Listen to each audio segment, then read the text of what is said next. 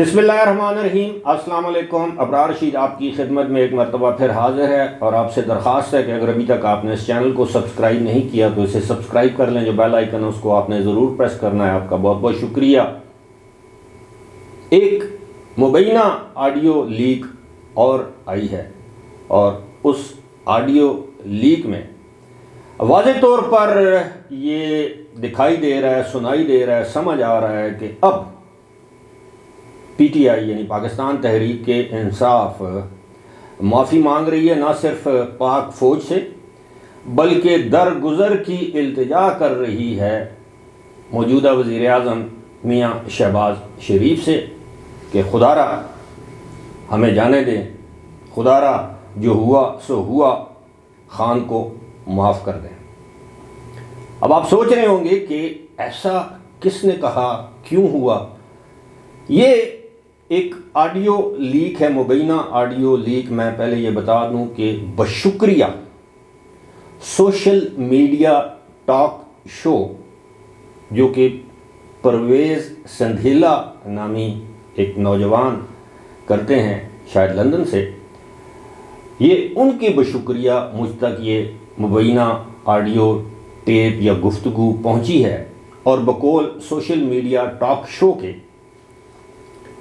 ये PTI के जो मरकज़ी सीनियर नायब सदर हैं फवाद चौधरी और लंदन में मुकीम एक उनके ख़ानदानी दोस्त, common family friend Zulfikar Ahmad साहब के माबैन होने वाली गुफ्तगू की ये ऑडियो है। पहले आप ये ऑडियो सुनिए। कैसा है? अल्लाह का शुक्र, सब खैर। यार एडी लंबी मैसेज की लिख के भेजी है मैनू। हेलो, जो है वो फौजियों के इसके सियासी जमातें जो है वो फौजियों की हर वक्त ना टट्टेपोशी करती ना करें, आपस में बात करें। नहीं, बात तो आपकी सही है, बट ਇਹਦਾ मतलब ਕੀ ਹੈ? मैं तो पढ़ी नहीं एडी लंबी मैसेज। मैं तो तेन कॉल कर लगा सीगा कि की करना, ये करना की है। यही मतलब है उसका कि फ्रेमवर्क जो है सियासतदानों को आपस में बनाना चाहिए। वो हर वक्त असं ਜਿਹੜੇ हर वेले फौजियों को देखते रहने की करनगे की करन। सही सही, चले ठीक है। ये रेलेवेंट क्वार्टर्स ਨੂੰ ਭੇਜ ਦਵਾਂ ਫਿਰ।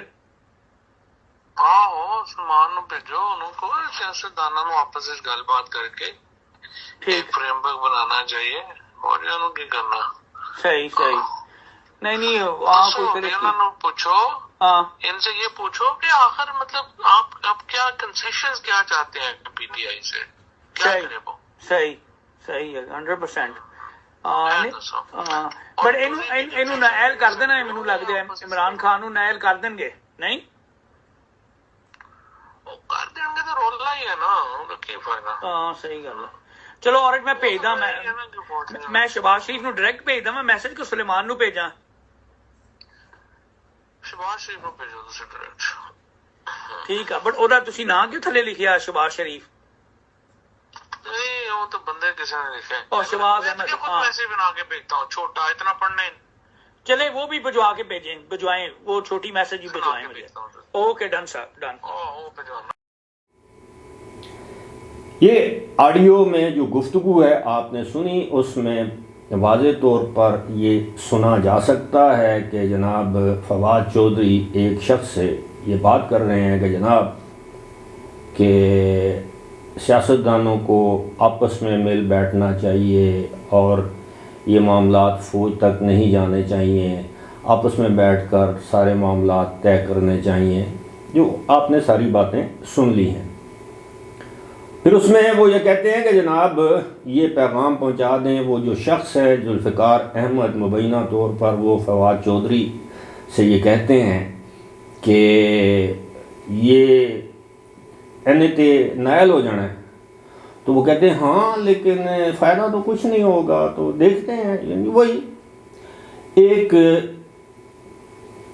इज्जो इनकसारी से भरपूर आवाज़ में फवाद चौधरी ये कहते हैं और वो भांप चुके हैं कि इमरान खान नाअहल होने वाले हैं और जिस वजह से अब वो माफ़ी तलाफ़ी पर आ चुके हैं।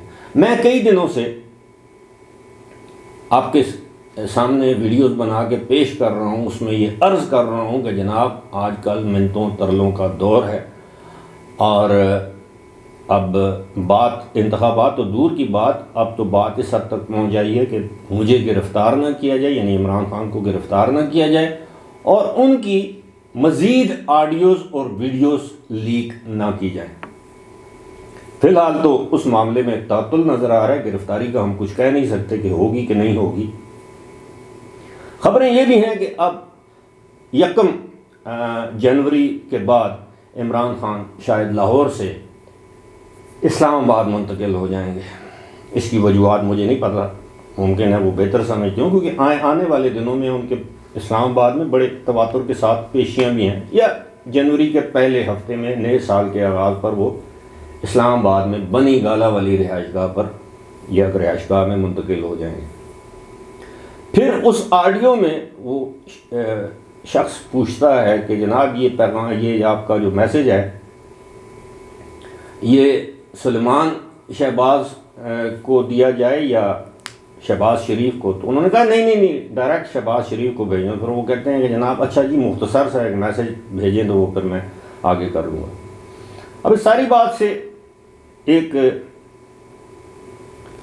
معاملہ یا ایک چیز واضح ہو جاتی ہے کہ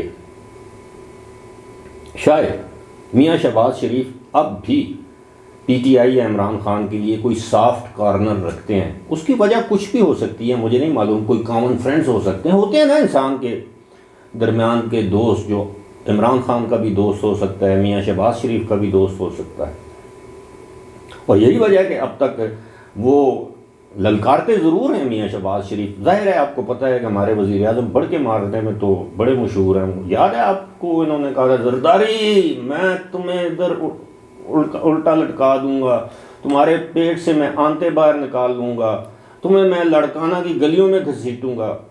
تو وہ بڑک ان سے اچھی کوئی نہیں مار سکتا پاکستانی سیاست میں۔